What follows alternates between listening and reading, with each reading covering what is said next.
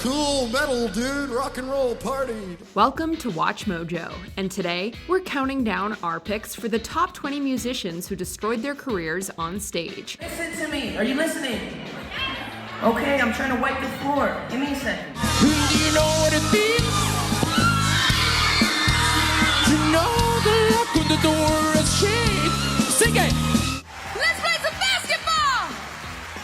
For this list, we're taking a look at artists who sabotaged their own careers live, with bad performances, controversial statements, live meltdowns, and other self-inflicted problems. These artists might have eventually made a comeback, but their careers must have been hindered, at least in the short run. Who's the artist you think destroyed their career on stage? If you like what you're hearing, be sure to check out the full song at the link below.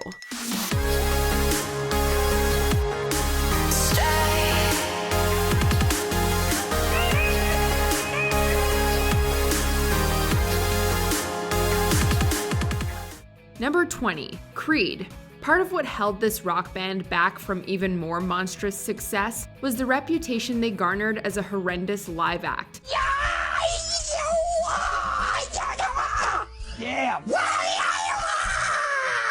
The group's frontman, Scott Stapp, is infamous for ruining sets, primarily due to his problems with substance abuse, sometimes forcing the band to end shows early, and other times performing so poorly that audiences wished they had. In 2003, 4 concertgoers were so outraged by a poor Creed performance that they actually sued the group.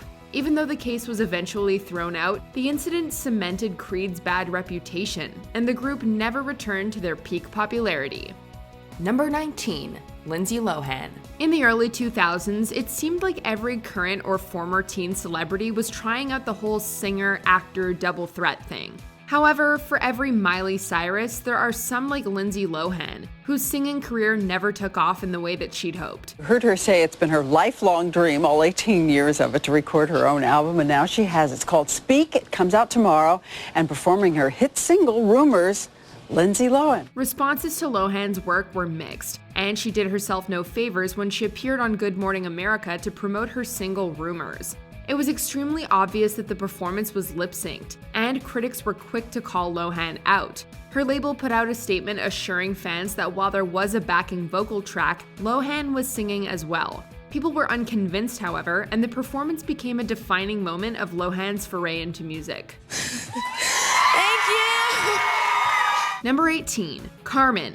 Carmen were a romantically involved, later husband and wife duo who started making it big by performing covers on YouTube. I get what you get in 10 years, in 2 days. Ladies love me, I'm on my cool J. The duo were eventually asked to perform on Saturday Night Live in 2012, and saying that it didn't go well would be a massive understatement. Audiences were left unimpressed by their performance, with many criticizing the duo's stage presence, vibe, and music. It was also unfortunate that Carmen happened to perform the night that Whitney Houston passed away, as people were feeling extra apathetic towards their type of sound. The reviews of their set were scathing, and what could have been the duo's breakout moment ultimately marked their fate.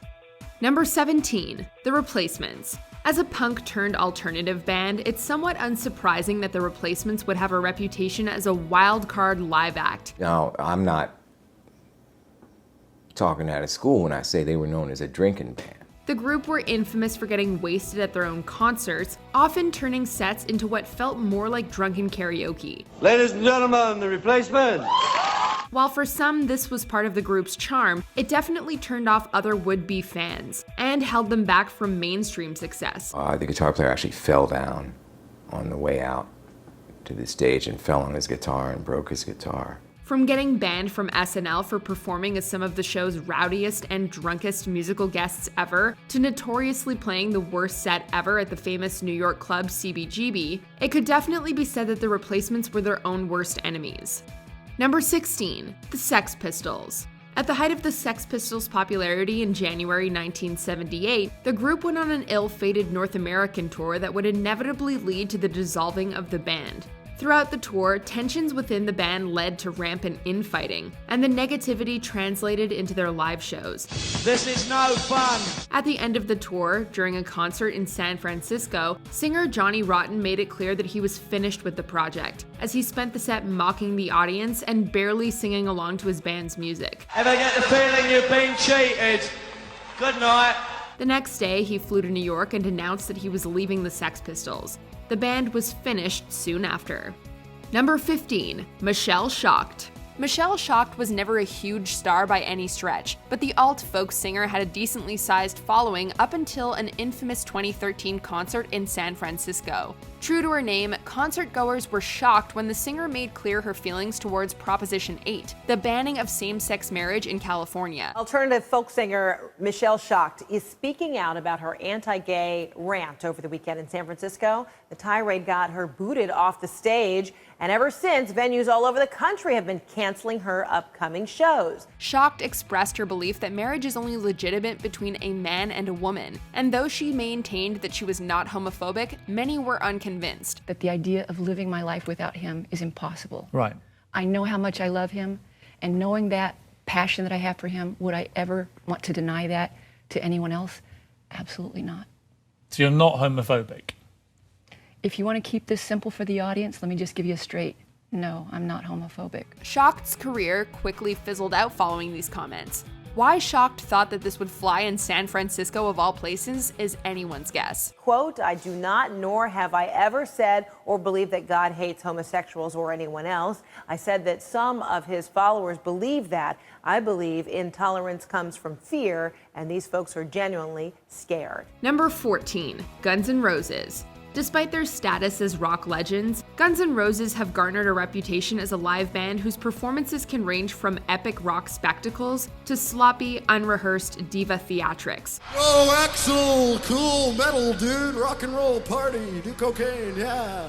Over the years, Guns N' Roses have played a number of sets that they'd probably rather forget. Some examples would be a concert in 1991 where a visibly inebriated Slash could barely play the opening riff to Welcome to the Jungle.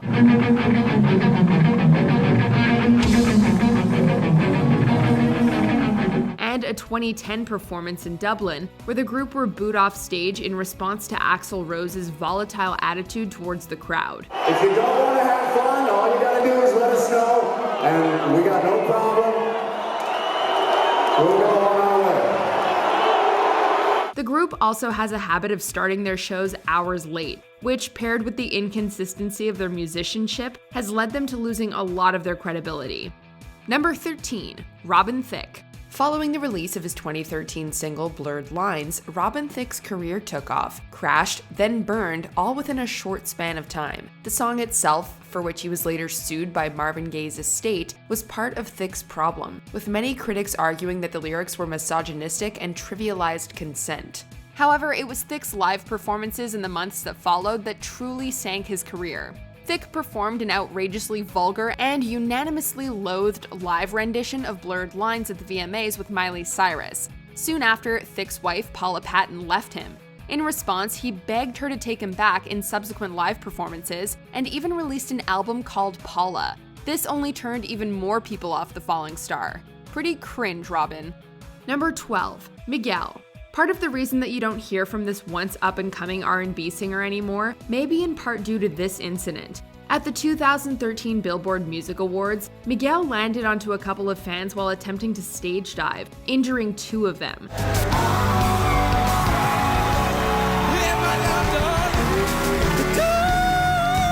One of the fans' lawyers spoke to TMZ about a potential lawsuit immediately after the incident, but that lawsuit never materialized. The other fan, however, did file a lawsuit against Miguel in 2015 in order to help cover the cost of her medical bills and lost wages. For any artist, a lawsuit is a bad look, and for Miguel, the stage dive incident became something that people still remember about his career. But I'm really happy to bring my new friend Kiati, we just met. Unfortunately, we met under not the best circumstances. Number 11, Greta Van Fleet. In 2018, Greta Van Fleet captured the world's attention with nostalgic rock anthems that harkened back to the days of Led Zeppelin and Black Sabbath. Ladies and gentlemen, Greta Van Fleet. At the height of their popularity in early 2019, Greta Van Fleet appeared on, you guessed it, SNL, to give America a taste of the rock showmanship associated with the bands that inspired them. The set, however, was disappointing to say the least. The sound of the band was muddy, the songs seemed under-rehearsed, and the members all looked extremely nervous and sheepish on stage, making for an extremely awkward performance. Time will tell if the group is able to recover from the negative press that they received from this performance. Number 10, Eric Clapton. One of the most prolific rock musicians of all time, Eric Clapton is famous for his role in bringing the blues to Britain. Still, you'd expect that someone with such fondness for blues music would have a better grasp of its history. And to me, it sounded like they were in a fantasy land. I mean, to me, see, for you, perhaps, Ed, the plantations and the cotton fields would have been a place of abject misery and hardship. For me, it was paradise. In 1976, during a concert in Birmingham, Clapton launched into a crass and hateful rant involving various racial slurs, said that all foreigners should leave England, encouraged people to vote for a far-right politician, and used the slogan, "Keep Britain White." Possibly the worst moment was the ride home on the bus, in the top deck of the bus with my friend, because we couldn't really talk about it. It was something had come between our friendship, and actually the friendship never recovered, to tell you the truth. This concert immediately sparked outrage throughout England, with many artists denouncing Clapton and inspiring the Rock Against Racism movement. Own up, half your music is black.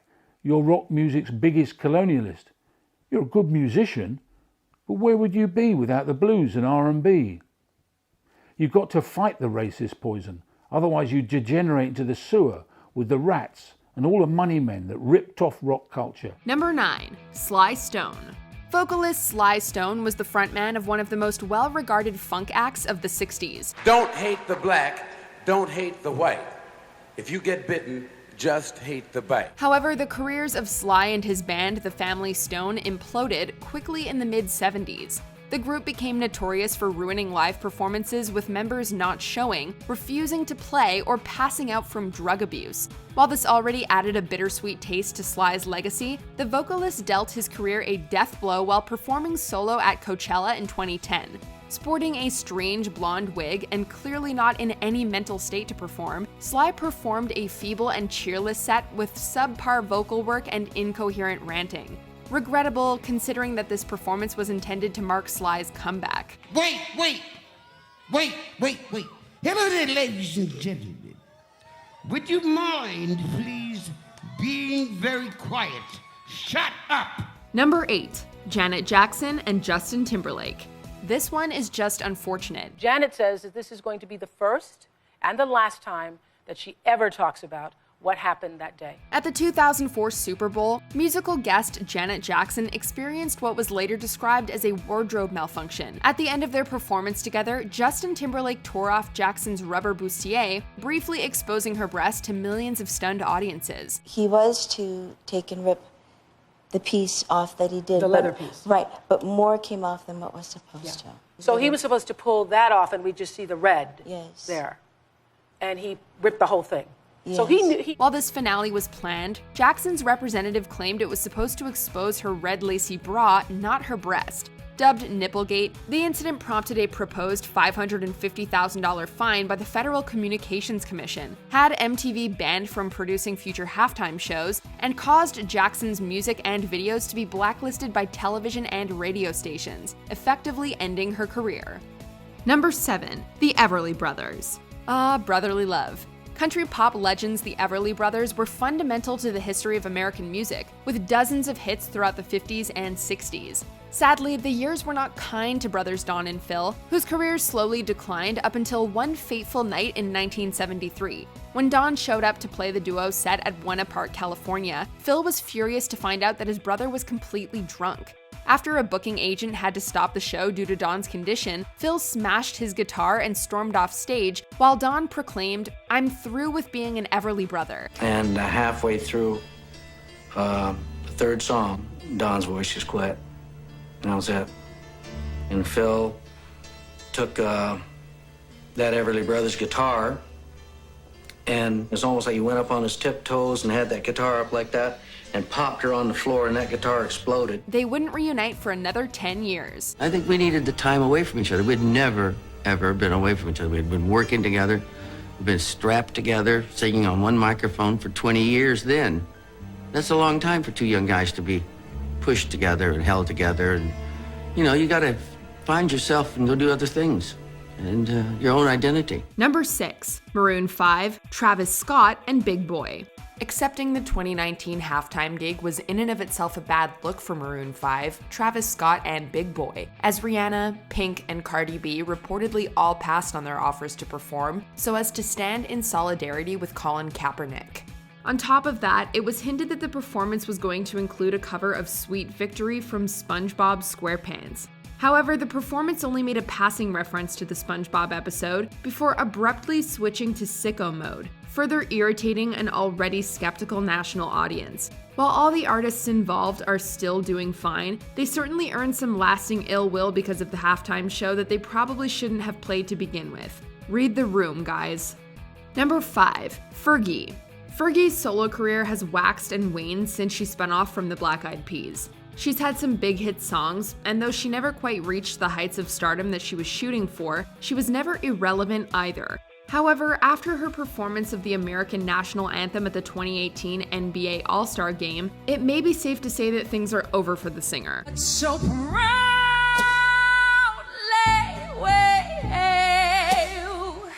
Fergie's baffling rendition of the Star-Spangled Banner was shockingly bad. So much so that many of the All-Stars were having trouble containing themselves and could be seen holding back laughter on camera.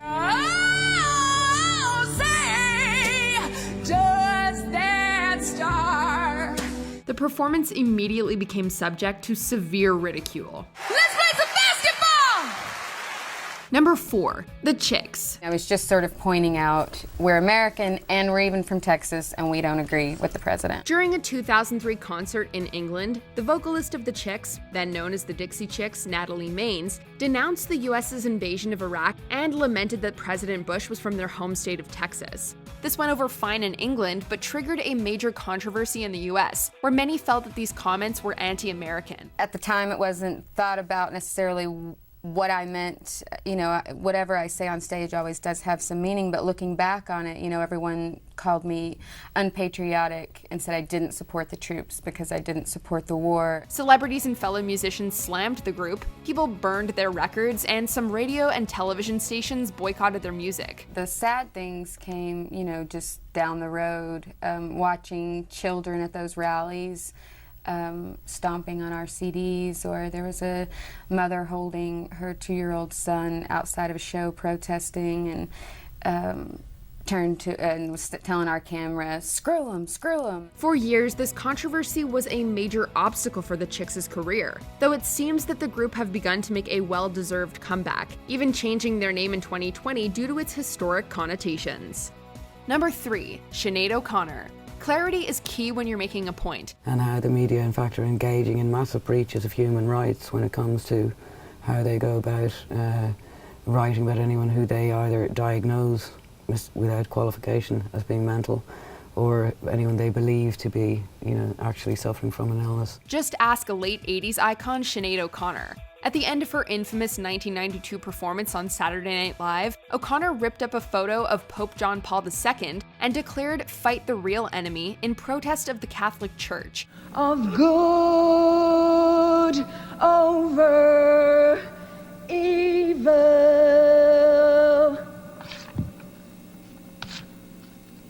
Fight the real enemy. While the act was O'Connor's response to various stories that had just come to light about corruption and misconduct within the institution, many viewers misinterpreted her call to action. It was seen as an anti-Catholic sentiment, and the backlash was brutal, with O'Connor's record sales in the US suffering considerably. That was all I ever did on planet Earth. That's what I'd be happy. I think it was a really important artistic, and people often forget the song it accompanied, you know, but... O'Connor continued to make music and perform, but her career has never fully recovered. Number 2, Ashlee Simpson. Another SNL mishap, though infamous for very different reasons. In 2004, Ashlee Simpson was making a name for herself with a couple of big hits on the radio, until it all came crashing down during one calamitous performance. During Simpson's second song of the night, it was revealed that the singer had lip-synced her previous performance when the incorrect vocal track was played over the monitors without Simpson mouthing along. Once again, Ashlee Simpson.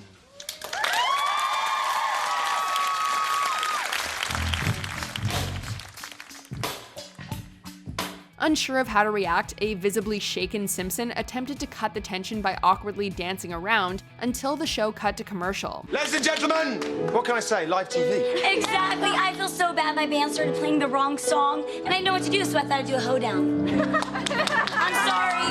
Ashlee Simpson! While it's doubtful that Simpson's career would have set the world ablaze, this incident certainly removed all doubt moving forward, with media outlets mercilessly vilifying and mocking the young artist. You talk about how heavily that affected you and how... You know, it did, because I was such a young girl, and that was like, you know, heavy, but for me, it made me stronger. Before we continue, be sure to subscribe to our channel and ring the bell to get notified about our latest videos. You have the option to be notified for occasional videos or all of them. If you're on your phone, make sure you go into your settings and switch on notifications. Number 1. Milli Vanilli. Here are two former world-class breakdancers nominated for Grammys who have become huge international stars with record sales in the millions. Well, girl, you know it's true. It can only mean Milli Vanilli. Perhaps the most notable lip-syncing scandal of all time, German-French R&B duo Milli Vanilli shocked the world when the recording of their vocal tracks skipped during a 1989 MTV Live performance. I wanted to die. It stopped. Girl, you know it's girl, you know it's girl. 80,000 people. Girl, you know it's girl, you know. I couldn't repeat it 15 times. Girl, it got obvious. So I stopped, I panicked, I ran off stage. Already a bad look for the duo, things only got worse for them as this incident led to the revelation that all of the vocals for all of their live shows and albums were performed by other people. The group were subsequently torn to pieces by the media and former fans, compelling Milli Vanilli to return the Grammy that they'd won that same year. Phone calls, enormous rumors that you don't sing on the record. You have to lip sync in front of 500 million people. Right, if you don't lip sync right, it's like oil on a fire. So we freaked out. Who told you this? The record company and the producer. About their live performance, singer Rob Pilatus would later state, quote, "I knew right then and there it was the beginning of the end for Milli Vanilli." Do you agree with our picks? Let us know in the comments. And hey, if you're a fan of the song playing right now, be sure to check out the music video for it right here.